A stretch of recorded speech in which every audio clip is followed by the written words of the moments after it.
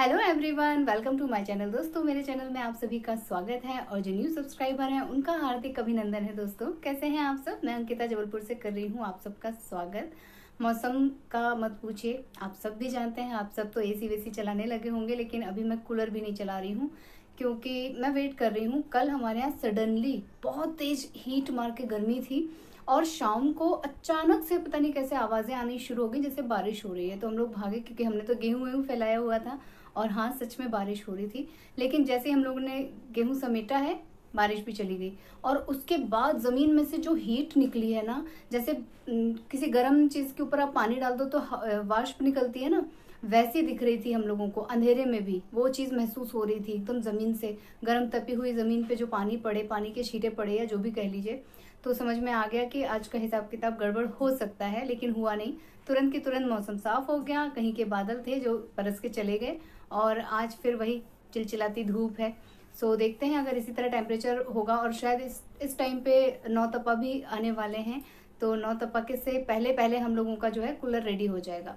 एक बार उसकी जाली वाली देखनी होती है, सब कुछ चेंज करना होता है। तो ये सारा घर का कार्यक्रम तो अपनी जगह चल ही रहा है।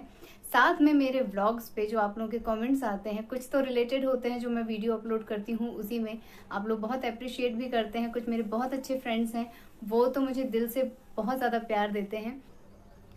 कुछ लोगों के कमेंट्स आते हैं, कुछ लोग बोलते हैं कि आपका चैनल तो ग्रो कर नहीं रहा है, आप क्या रोज रोज वीडियो बनाने लग जाती हैं। कुछ ऐसे कमेंट्स आते हैं कि दीदी प्लीज़ हमें भी कुछ बताइए, आप क्या करती हैं, क्यों हमारे पे तो बिल्कुल व्यू नहीं आता, कोई इंटरेस्ट ही नहीं लेता हमारे चैनल पे। चैनल से रिलेटेड लोगों के आते हैं मैक्सिमम। तो उसी के साथ रेमेडी वाले पे भी आते हैं कि दीदी हमने इतने दिन कर लिया, फीवर तो अब नहीं आ रहा है, ये तो नहीं हो रहा है, पर हमको अंदर से अभी भी अच्छा नहीं लग रहा है। तो सारे लोगों को मैं एक ही बात बोलूंगी, चाहे मेरा चैनल हो, चाहे और लोगों के यूट्यूब चैनल हो, सोशल मीडिया का कोई भी अकाउंट हो, चाहे इंस्टाग्राम हो, चाहे ट्विटर हो, चाहे यूट्यूब हो, ठीक है, हर चीज के लिए मैं एक ही बात बोलूंगी कि कोई भी काम होने में समय लगता है। आपने सोचा कि अरे 2 महीने 4 महीने तो दे दिए मैं तो इसी में लगा हूँ, मेरे घर में मैंने सारी चीजें छोड़ के मैं इसी में लगा हूँ या लगी हूँ, बट मुझे अच्छा रिस्पॉन्स नहीं मिल रहा है। मैं 5 साल हो गए, मैं 5 साल से लगी हुई हूँ और 3 साल बाद मुझे थोड़ा थोड़ा रिस्पांस मिलना शुरू हुआ है। अभी भी थोड़ा थोड़ा ही रिस्पांस मिलता है दोस्तों, मुझे भरभरा के रिस्पांस नहीं मिलता है। तो मैं एक ही बात बोलूंगी कि चलो ठीक है, आप लोगों ने कोई एक टारगेट बना लिया। कई लोग मुझसे बोलते हैं कि दीदी आप यूट्यूब के उसमें हो, प्लेटफॉर्म पे हो, तो आप मुझे बताओ क्या जॉब में बहुत प्रॉब्लम हो रही है, क्या जॉब को छोड़ के हम इस प्लेटफॉर्म को अपना लें, हम क्या ऐसी चीज करें कि हमारा चैनल चले और हम लोगों को इससे ही अर्निंग हो और हमारा घर इसी से चले। तो देखो, बहुत सारी चीजों को तो मैं रिस्पॉन्स ही नहीं करती क्योंकि मेरा खुद का घर नहीं चल सकता, इससे तो मैं दूसरे को क्या सलाह दूंगी। ये तो बहुत बड़ी बेवकूफी है कि आप नौकरी को या बिजनेस को छोड़ के इसमें उतरोगे, क्योंकि किसी भी चीज को डेवलप करने में वक्त लग जाता है। नौकरी आपको तब मिली है जब आपने वो एजुकेशन हासिल की है, आपने एक्सपीरियंस हासिल किया है, तब जाके आपको नौकरी मिली है। यूट्यूब में भी यही सेम प्रोसेस होता है।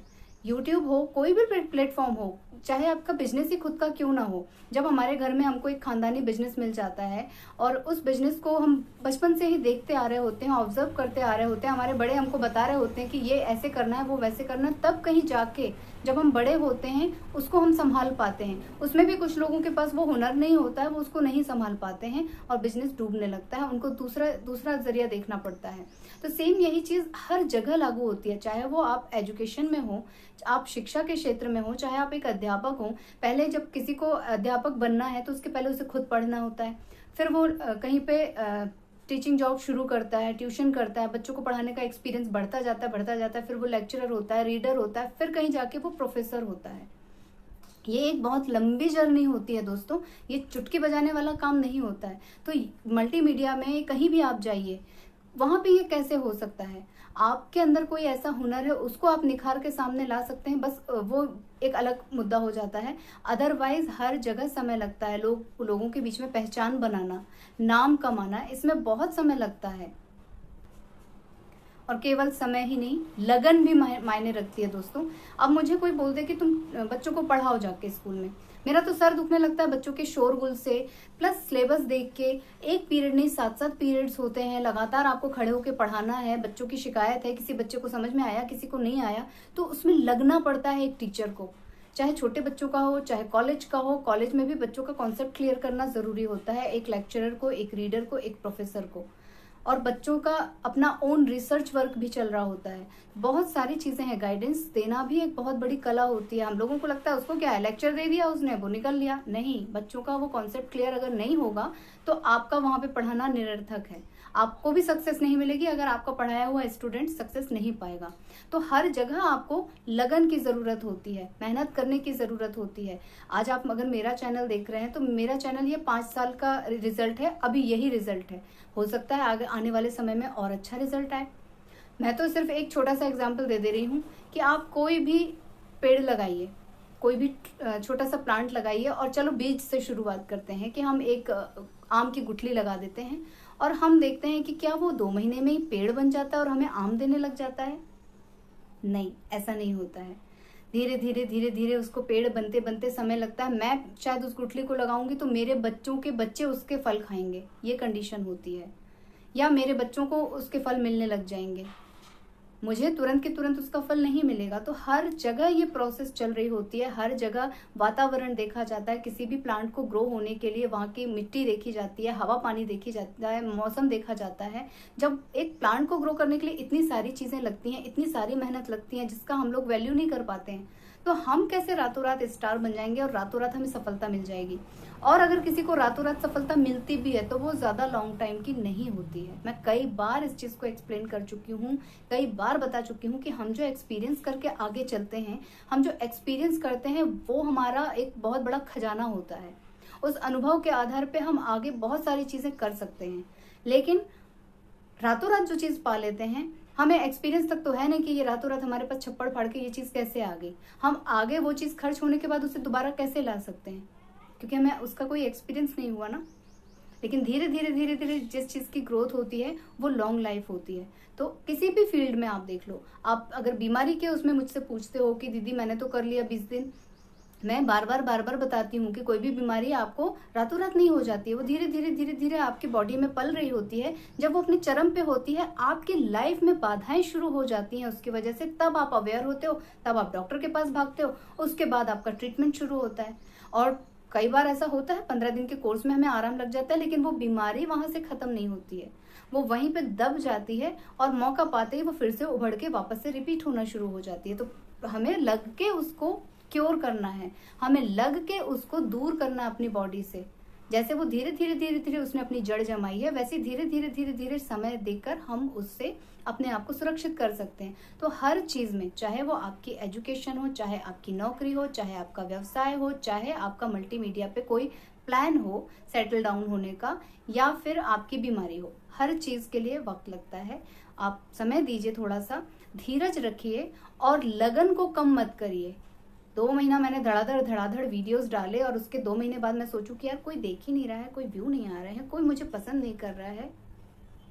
जहाँ पे भी आपकी लगन, आपकी मेहनत, आपकी रुचि और ये सारी चीज़ें इकट्ठी हो जाती हैं, आपको सफलता ज़रूर मिलती है। लेकिन समय अपना हर जगह लगता ही लगता है, हमें समय देना पड़ता है, हर जगह आपको थोड़ा सा टाइम स्पेंड करना पड़ेगा, तभी जाके आपको रिजल्ट मिलेगा। रातों रात रिजल्ट नहीं मिलता है और 1-2 दिन में भी हमें सफलता हासिल नहीं होती है। किसी भी चीज़ के लिए हमें एक रिसर्च करनी पड़ती है, हमें अवेयर होना पड़ता है, बहुत सारी चीज़ें हैं। तो आप लोग घबराइए नहीं। अगर आप लोग इस तरह के कमेंट करते हैं, देखो मैं तो डिमोटिवेट नहीं होती हूँ, क्योंकि मैं तो अपनी वीडियोस को एंजॉय करती हूँ, प्लस मैं बहुत सारी मेमोरीज को इकट्ठा कर रही हूँ। हाँ, साथ में एक चीज़ मैं आपको ज़रूर बोलूँगी, इस बात का आप खासा ध्यान रखिए, हर जगह पे, हमारी हर जगह की कोशिश में कुछ नयापन होना चाहिए। हम जब बच्चों को पढ़ाने जाते हैं, वहाँ पे कई सारे टीचर्स होते हैं, लेकिन हर टीचर का अपना एक तरीका होता है, अपनी एक क्वालिटी होती है, वो क्वालिटी आपको पहचान के डेवलप करनी है। सोशल मीडिया पे भी सारे लोग वही रील बना रहे होते हैं, सारे लोग वही ज्ञान दे रहे होते हैं, सारे लोग सॉन्ग गा रहे होते हैं, लेकिन हर किसी के अंदर की कला अलग होती है। हर किसी के अंदर कुछ एक ऐसा प्लस पॉइंट होता है जो लोगों को अट्रैक्ट करता है। ऐसे ही बिजनेस में भी तरीका वही है। हम अपना एक अमाउंट लगाते हैं, दिन भर वहाँ पे बैठे होते हैं, चीज़ों को बेच रहे होते हैं, चीज़ों को दूसरों को एक्सप्लेन कर रहे होते हैं, लेकिन उसका भी एक तरीका है। हमारे घर में भी बिजनेस है, हमारी अपनी शॉप है, 2 भाई उसे संभालते हैं और दोनों भाइयों का नेचर अलग है। कुछ ग्राहक आते हैं वो एक भाई को ढूंढते हैं, कुछ ग्राहक आते हैं वो दूसरे भाई को ढूंढते हैं, क्योंकि दोनों की क्वालिटीज अलग अलग हैं। तो ये चीज़ें ना छोटी छोटी सी बातें ये सीखने लायक होती हैं। मैं जो बातें आप लोगों को बताती हूँ, ऐसा नहीं है कि आप लोगों को ये बातें नहीं पता होंगी या आप और कोई यूट्यूबर आप लोगों को ये बातें नहीं बता रहा होगा।